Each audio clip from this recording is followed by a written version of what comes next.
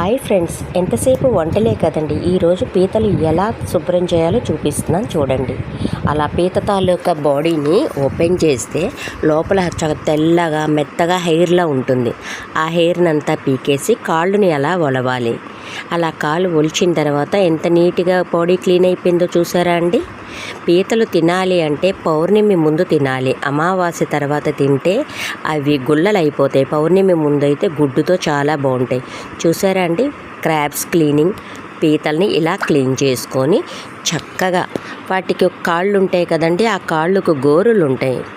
అదిగోండి, ఆ గోరెల్ని కొట్టేనే అందులోకి ఉప్పు కారం గ్రేవీ వెళ్తుంది. దాన్ని ఎలా కొట్టాలంటే చక్కగా ఒక గట్టి కత్తి తీసుకొని అలా చూసారా, అలా గోరుల్ని కట్ చేసి క్లీన్ చేసిన బాడీని కాలు అన్నీ శుభ్రం చేసి కర్రీ చేసుకొని తింటే చాలా బాగుంటుంది ఫ్రెండ్స్. మంచి ఫుడ్ కూడా. బాయ్.